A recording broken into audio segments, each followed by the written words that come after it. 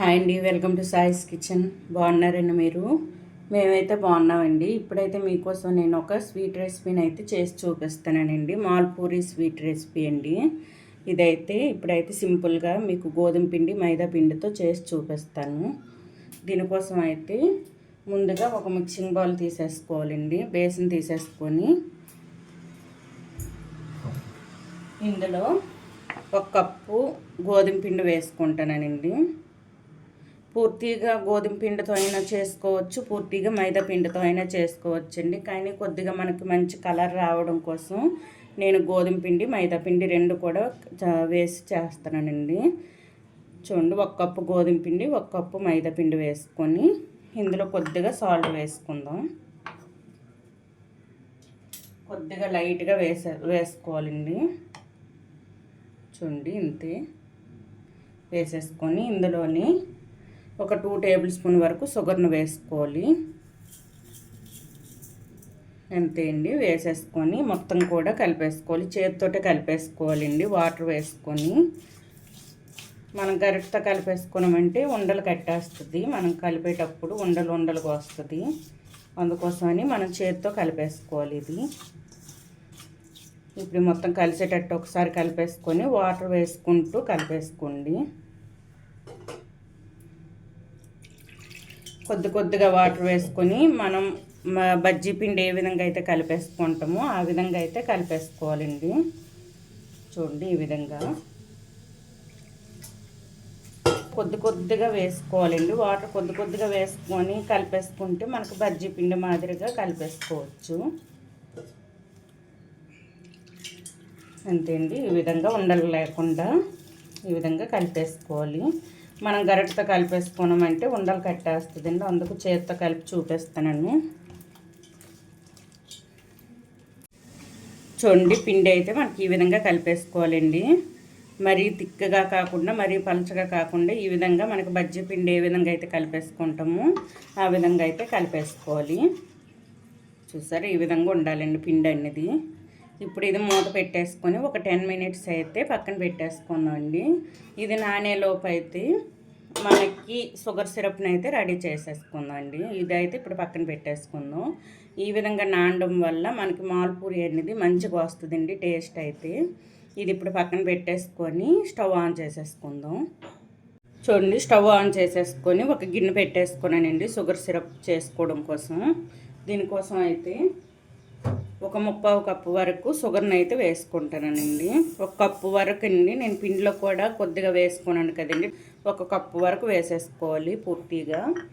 ఇప్పుడైతే 1/2 కప్పు వరకు వాటర్ వేసుకున్నాం. వేసేసుకొని ఇది కరగనివ్వాలండి. ఇది ఎక్కువ పాకం మనకు రావాల్సిన అవసరం లేదండి. కొద్దిగా మనకి తీగ పాకం వస్తే సరిపోద్ది. ఇదైతే కరిగించుకోవాలి. చూడండి, ఇప్పుడైతే పాకం చూద్దామండి ఏ విధంగా వచ్చిందో. మనకి కొద్దిగా తీగ పాకం వస్తే సరిపోద్దండి. చూడండి, ఇంతే అండి, ఈ విధంగా రావాలి మనకి. ఈ విధంగా వస్తే సరిపోద్ది. ఇది పక్కన పెట్టేసుకొని ఆయిల్ పెట్టేసుకుందాం అండి. ఆయిల్ కూడా నేను ఆల్రెడీ వేడి చేసేసుకున్నానండి. ఇప్పుడైతే పూరీలను వేసుకుందాం.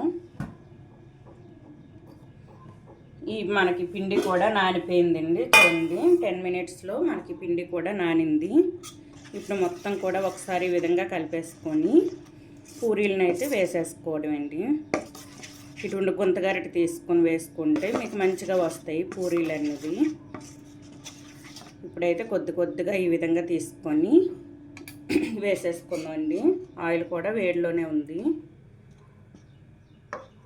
కొద్దిగా వేసేసుకోవాలి.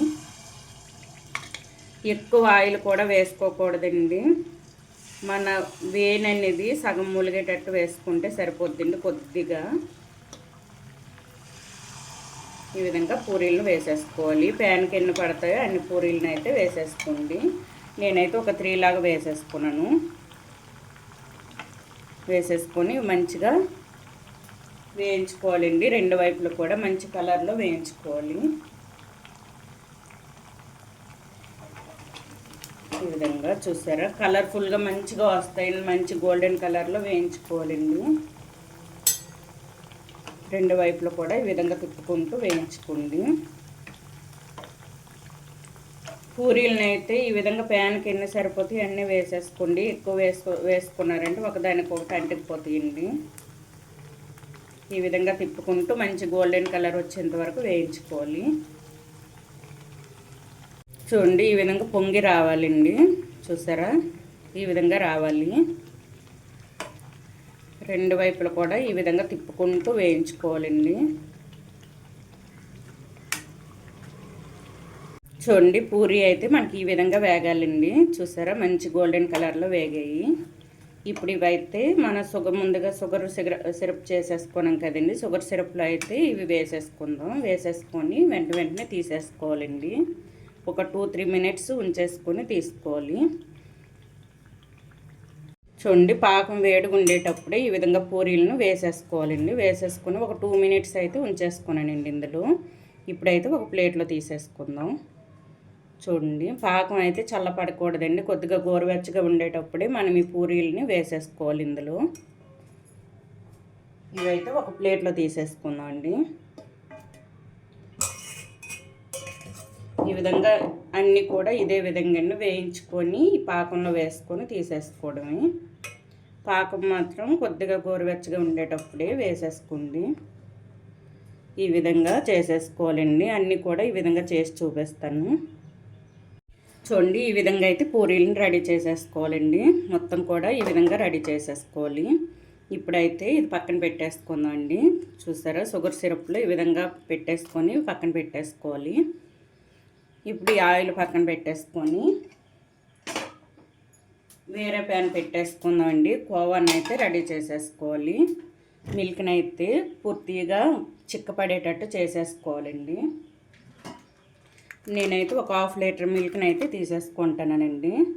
1/2 లీటర్ మిల్క్ అయితే వేసేసుకుందాం. చిక్కటి మిల్క్ని అయితే తీసేసుకున్నానండి. 1/2 లీటర్ అయితే మొత్తం కూడా దగ్గర పడాలండి. మనకి కోవా టైప్లో రావాలి. ఇవి మరుగుతున్న కొలది దగ్గర పడుతుంది. అంతవరకు కూడా ఇవి మరిగించుకోవాలి.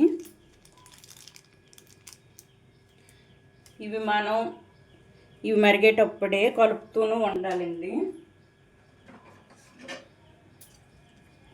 చూడండి ఈ విధంగా మరిగేటప్పుడే ఇది పూర్తిగా దగ్గర పడేంత వరకు కలుపుతూ ఉండాలండి. ఇది ఎక్కడ ఈ పక్కని సైడ్స్ అవి వస్తుంటాయండి. మనకి పొంగు వచ్చేటప్పుడు సైడ్స్ ఈ మీగడ అనేది సైడ్స్కి అంటుతూ ఉంటుంది. అది మొత్తం ఇందులో కలిపేసుకుంటూ దగ్గర పడనివ్వాలండి. మనం ఎటువంటి నిమ్మకాయ ఏది పిండవలసిన అవసరం లేదండి. ఇది పూర్తిగా దగ్గర పడేంత వరకు కలిపేసుకోవాలి. మనకు నిమ్మ మొక్క ఇవి పాలు విరగడం కోసం నిమ్మ మొక్క అది పిండుతుంటారు కదండి. అది అవసరం లేదండి. ఇది దగ్గర పడిపోద్ది. అలా మరుగుతున్న కొలది ఇది దగ్గర పడుతుందండి. అంతవరకు కూడా ఈ విధంగా కలుపుకుంటూ ఇవైతే మరిగించుకోవాలండి. ఈ విధంగా మరిగేటప్పుడు అయితే ఈ పక్కన అయితే మనకి మీగడ వస్తుందండి. చూడండి ఈ మీగడ అనేది లోపల తీసుకుంటూ కలిపేసుకోవాలి. ఇది పూర్తిగా మరుగుతున్న కొలది దగ్గర పడుతుందండి. అప్పుడైతే కొద్దిగా మనకి కోవా టైప్లో వస్తుంది. అంతవరకు కూడా ఇది మరిగించుకోవాలండి. ఈ విధంగా కలుపుకుంటూ మరిగించుకోండి. 1/2 లీటర్ మిల్కే కాబట్టి తొందరగా మనకి రెడీ అయిపోద్దండి కోవా అయితే. ఇదైతే కలుపుతూనే ఉండాలండి. మనకి ఒక 10-15 మినిట్స్ అయితే పడుతుందండి మనకి కోవా రెడీ అవ్వడానికి అయితే. ఈ విధంగా ఫ్లేమ్ మీడియంలో ఉంచేసుకొని ఈ విధంగా కలుపుకుంటూ ఉండాలి దగ్గర పడేంత వరకు. చూడండి పాలు అయితే మనకి మరిగి చిక్కపడడం స్టార్ట్ అయింది. చూడండి ఈ విధంగా అయితే ఉండాలండి. ఈ విధంగా వాటర్ అయితే ఉండకూడదండి. ఇంకొద్దిగా చిక్కపడాలి.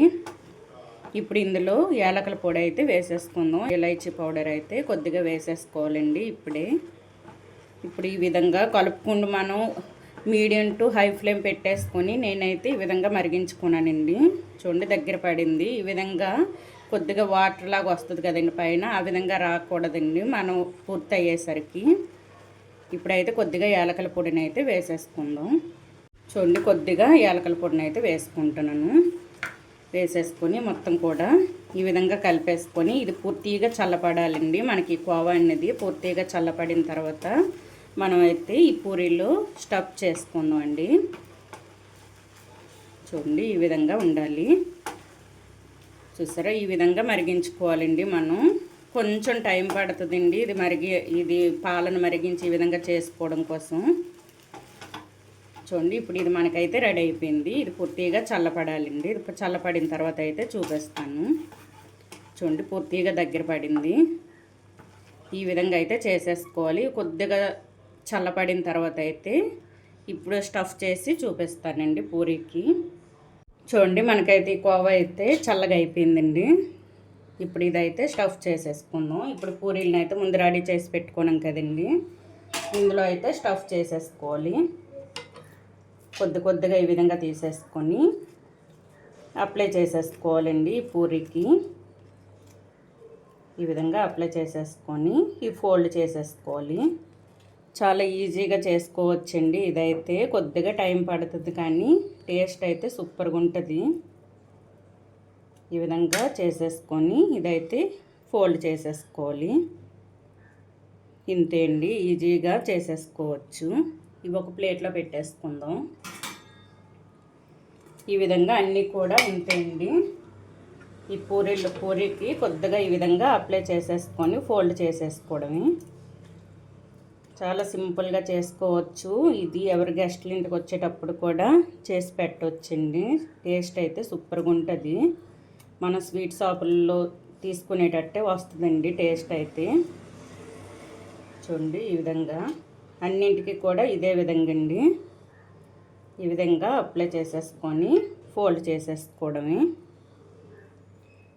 చూసారా, ఈ విధంగా అన్నీ కూడా చేసి చూపిస్తానండి. చూడండి, ఈ విధంగా ఉన్నవి కూడా ఇదే విధంగా చేసి చూపిస్తాను. చూడండి, చాలా టేస్టీగా ఉండే మాల్పూరి స్వీట్ రెసిపీ అయితే మనకి రెడీ అయిపోయిందండి. ఈ విధంగా అయితే చేసేసుకోండి. సూపర్గా ఉన్నాయండి. టేస్ట్ అయితే మన స్వీట్ షాపుల్లో కొనేటట్టే వచ్చిందండి టేస్ట్ అయితే. ఈ విధంగా అయితే చేసేసుకోండి. చూడండి, చూసారా, మనం స్టఫ్ చేసింది కూడా లోపల. ఈ విధంగా చిన్నపిల్లలకైనా ఎవరు గెస్ట్లు వచ్చేటప్పుడు ఇచ్చినా సరే ఇష్టంగా తింటారండి. ఈ విధంగా అయితే చేసేసుకోవాలండి. కొద్దిగా టైం పడుతుంది కానీ టేస్ట్ అయితే సూపర్గా ఉందండి. ఈ విధంగా చేసి అయితే పిల్లలకు పెట్టండి, చాలా ఇష్టంగా తింటారండి. ఈ మాల్పూరి స్వీట్ రెసిపీ కనుక మీకు నచ్చినట్లయితే అండి లైక్ చేయండి, షేర్ చేయండి, నా ఛానల్ను సబ్స్క్రైబ్ చేసుకోండి. ఓకే, బాయ్ అండి.